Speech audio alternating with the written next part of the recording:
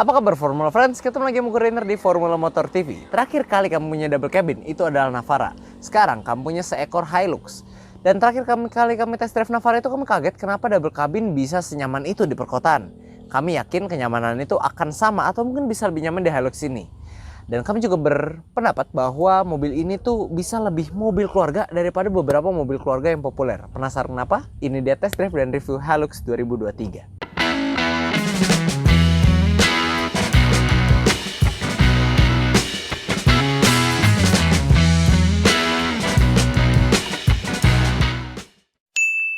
Sebelum kita test drive, ada enaknya kita kenalan dulu nih sama mobil yang jarang kelihatan di jalanan perkotaan.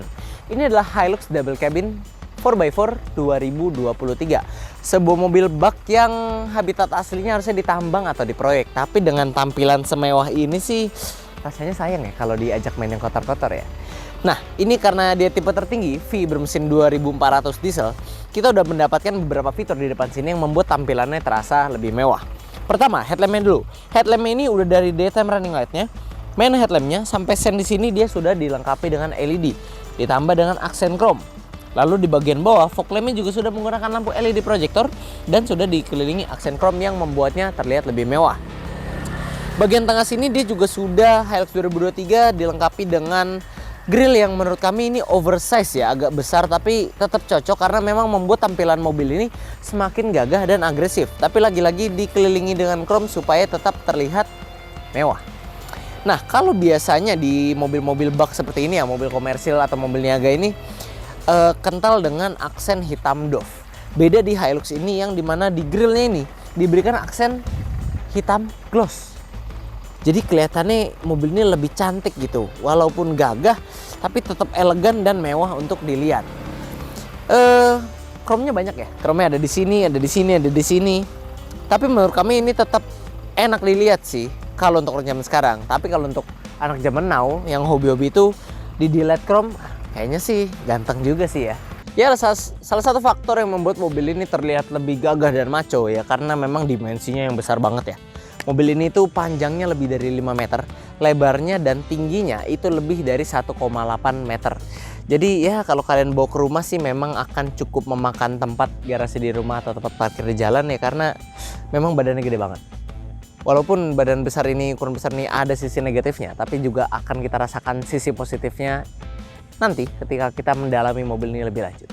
Jika kita turun melihat bannya, kita akan menemukan ban dengan profil 265/65 ring 17 yang menurut kami sudah sangat proporsional di mobil besar ini, walaupun tidak menutup kemungkinan kalau di-upgrade dengan jaraknya ini masih bisa dan bikin tampilannya tambah gagah sih. Tapi yang kami paling suka dari bawah sini adalah pemilihan warna velgnya. Warna velgnya itu gunmetal grey ya, ini adalah warna yang lagi ngetren banget di mobil-mobil sekarang, bikin mobil ini kesannya bukan mobil pekerja keras banget gitu ya, jadi tetap up to date dan stylish untuk dilihat. Beda halnya kalau Toyota cuma kasih velg kaleng atau dop doang gitu di sini, jadi kan nggak bagus pasti ya. Tapi karena ini warnanya ngetren, ikut tren sekarang, jadi tetap stylish dan enak dilihat. Bagian belakang sini juga kita akan menemukan teknologi yang sama di bagian depannya, di mana stop lampnya sini sudah menggunakan LED, jadi tetap terlihat modern. Nah, walaupun di bagian belakang sini agak susah ya, kita belum ada yang bisa kita bahas lagi karena nanti bagasi kita bahas secara terpisah. Satu hal yang kami sayangkan di belakang sini adalah kalau kalian sadari juga absennya sensor parkir dan kamera parkir. Untuk di mobil sebesar ini tentunya akan membantu driver atau pengendara yang mengendarai mobil ini ya. Tapi entah kenapa Toyota memutuskan untuk tidak memberikan dua fitur itu, walaupun itu bukan fitur yang mahal. Tapi dari baru ini, barunya nggak bisa dibilang murah ya. Tidak ada jadi fitur bawaan gitu loh. Ya, tapi untungnya masih baik fitur lainnya yang lebih memukau, nanti kita akan bahas. Jadi sekarang kita lanjut aja ke bagian mesinnya. Urusan mesin, basically dia menggunakan mesin yang sama dengan Fortuner, yaitu mesin yang berkode 2GD, di mana kubikasinya adalah 2400 cc, mampu menghasilkan tenaga 148 HP dan torsi maksimalnya itu di 400 Nm. Tenaga ini disalurkan ke penggerak roda belakang atau empat-empatnya karena dia merupakan 4x4 dan melalui transmisi otomatis konvensional. Sama seperti Fortuner, mesin ini memang bukan yang paling kencang di kelasnya. Kalau diadu tes akselerasi 0-100, dia memang masih kalah sama Triton. Tapi nggak ada yang beli ini buat tes 0-100 atau kencang-kencangan. Mobil ini kan pada dasarnya diciptakan Toyota memang untuk ke proyek atau tambang ya. Makanya jika kita bawa ke konteks mobil keluarga seperti yang kami yakini sejak awal, mesin ini udah sangat-sangat lebih dari cukup untuk kalian andalkan kemanapun kalian pergi. Ke medan off-road pun pasti masih sangat reliable. Nah, tapi habis gelap terbitlah terang. Walaupun tadi akselerasinya kalah ya, agak nggak guna juga kalah ya. Tapi tetap ada keuntungannya. Mobil ini terkenal irit, dicintai oleh user pribadi ataupun perusahaan-perusahaan yang bikin mobil ini sebagai mobil niaga. Nah, kalau dari riset kami, mesin Hilux ini digadang-gadang tuh konsumsi bahan bakarnya dalam kota bisa 10,3 km per liter. Kami dapat berapa? Kita cari tahu aja langsung. Oke, pertama ini kita udah lihat modelnya, cukup ganteng ya buat dipakai di jalanan. Dan mesinnya nggak ada yang bisa kita komplain. Tapi yang namanya mobil keluarga, dia masih punya rasa berkendara yang nyaman. Jadi untuk itu, mari kita test drive. Gimana untuk rasa berkendaranya? Kita iseng aja nih. Kita uji coba dari radius putarnya. Ya, tapi ini remnya enak banget loh. Jelas lah, 2023 km 4000. Kita uji dari radius putarnya. Ini kita udah agak mepet ambilannya ya. Ini sih pasti nggak dapat sebenarnya karena ini mobil panjang banget. Udah panjang, gede lagi. Nah, wah iya bener. Ini mobil dengan radius putar paling buruk yang pernah kita coba. Ya nggak buruk untuk di kelasnya memang begini ya. Tapi ya sudah. Sebenarnya kalau nggak ada motor atau nggak ada itu di situ kita hajar aja trotoarnya ya. Kan kita nggak takut mentok. Kita udah coba kemarin ke depan kabin berapa mobil. Sekarang di jalan perumahan yang sama kita akan coba di Hilux ini dapat angka berapa menurut smartwatch ini.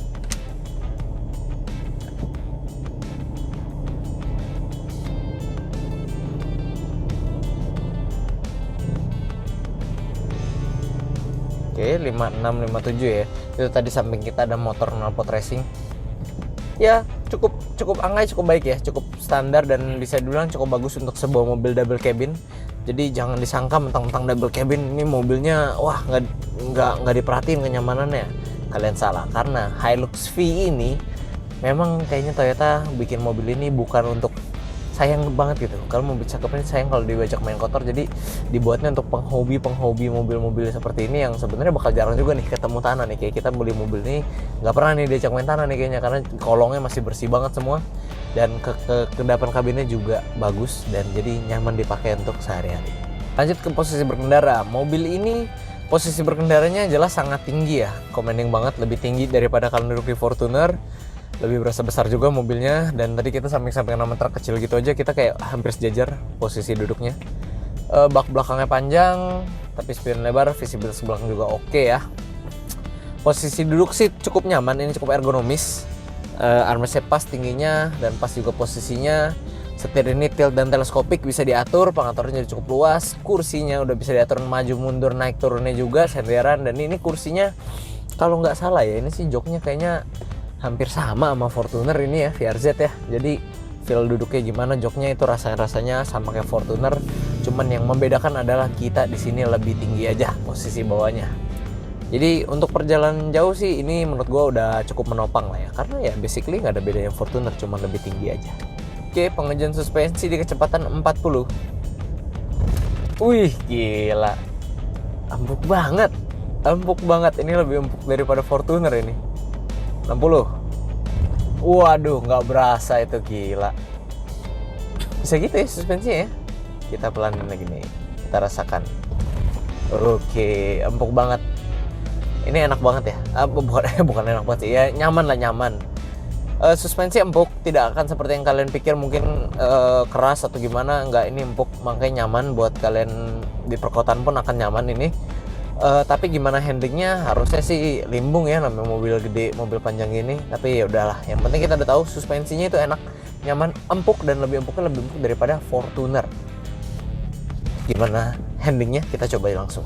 Sebelum kita lanjut, gue mau kasih tahu kalau Formula Motor lagi ada promo bonus akhir tahun dari Formula Motor. Jadi untuk pembelian mobil dari tanggal 1 sampai 29 Desember 2023, kalian akan mendapatkan hadiah langsung etol 500.000 dan juga hadiah langsung lainnya seperti payung Formula Motor, ada vacuum cleaner mobil, air purifier, voucher variasi senilai 1 juta, voucher bengkel senilai 1,5 juta, dan grand prize-nya ada sepeda listrik 2 unit, ada juga Samsung Galaxy A54 5G, ada juga iPhone SE 3rd generation, dan ada Samsung Galaxy Z Flip 5. Jadi tunggu apa lagi? Langsung datang ke Formula Motor pilih mobilnya dan pergi liburan dan dapatkan bonus akhir tahunnya. Ingat ya, bonus akhir tahun ini berlaku untuk pembelian secara cash ataupun kredit.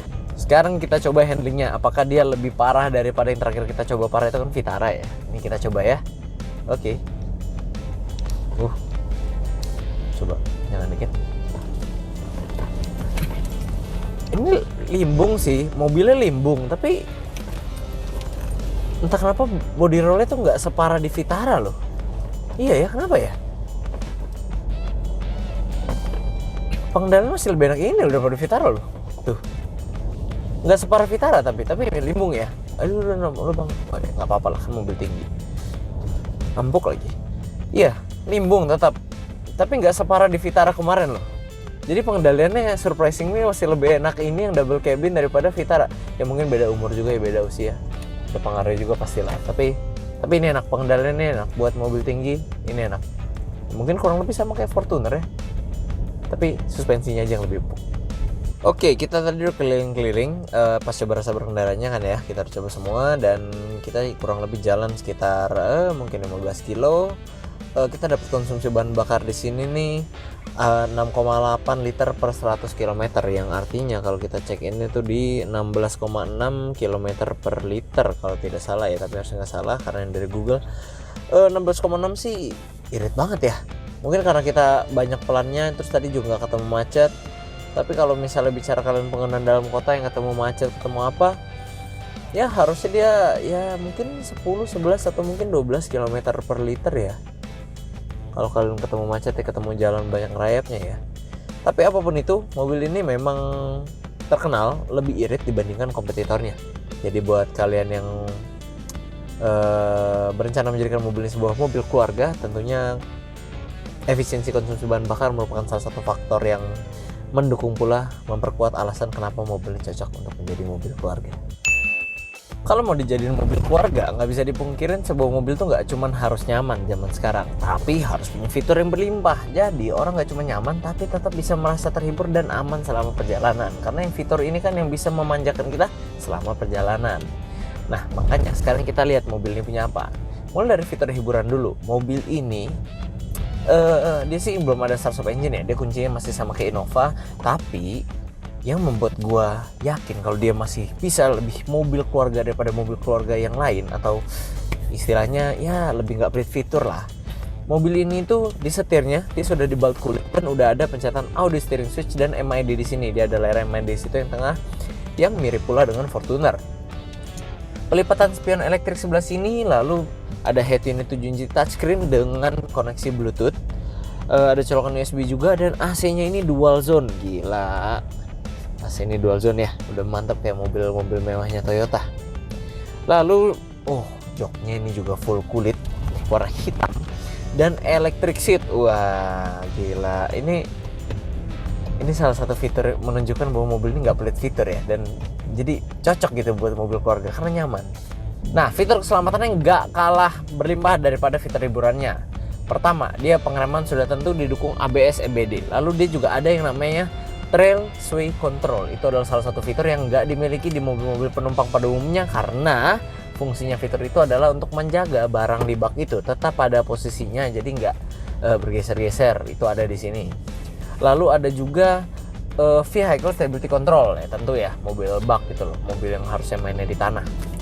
Lalu untuk airbagnya yang nggak tanggung-tanggung, yang kelihatan mata ini ada 4 nih di pilar, 1, 2, 3, 4, mesin 5, 6, ada 6. Jadi untuk rating keselamatannya ini sangat bagus.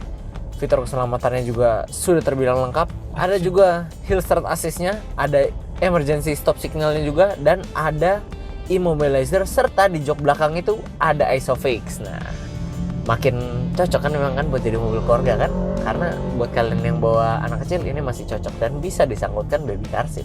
Nah, fitur-fitur yang ada di Hilux ini udah bisa dibilang tuh mencukupi banget untuk dijadikan sebuah mobil keluarga.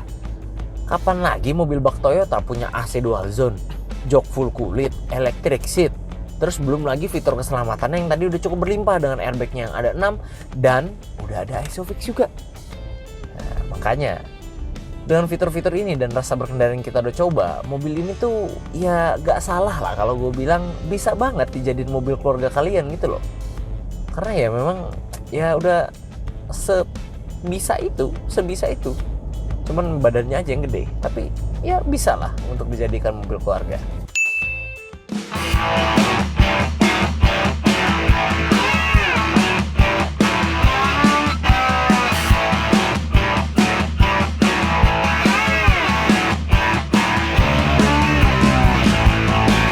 Bandingan Fortuner sebenarnya ini beda tipis lah ya.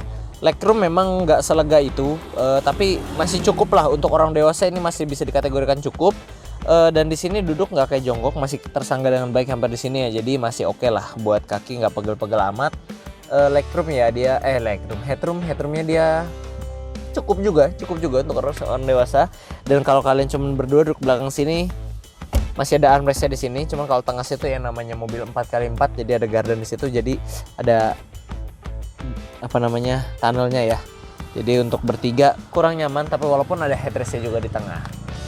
Ya kurang lebih ini mirip-mirip Fortuner, cuman lagi-lagi dia tidak lebih lega, walaupun belum bisa dibilang sempit, masih cukup aja, dan senderannya udah nggak bisa diatur.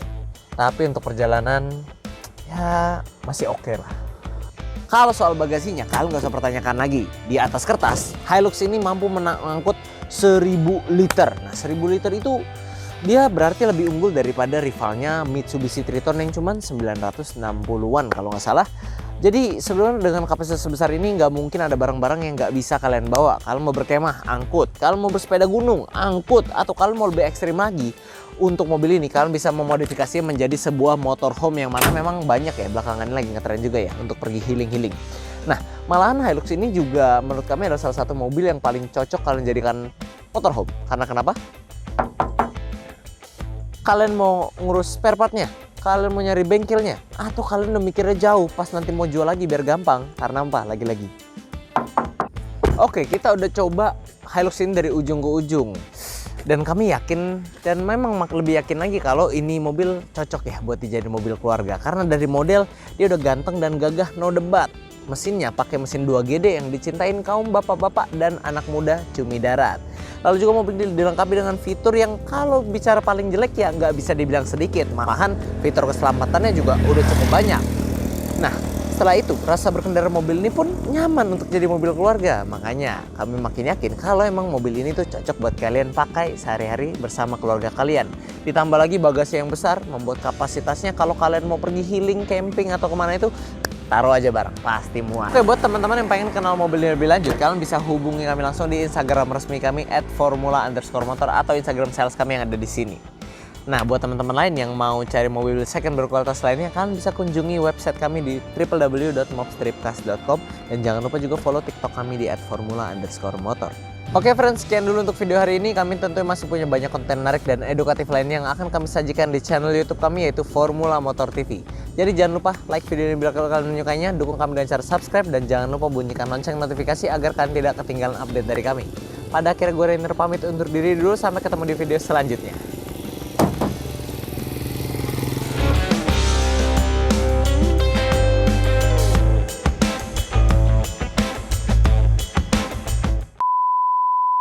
Terakhir kali kami mengetes Filban 265 ring. Jika kita turun,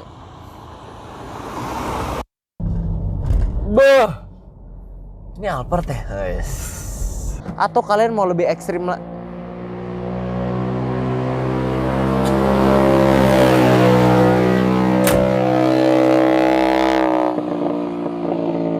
Dia kesini cuma buat ngebut beneran dah. Bukan tujuannya, emang cuma supaya nyari lurusan aja. Tuh kalau dia lewat lagi segini, ayo.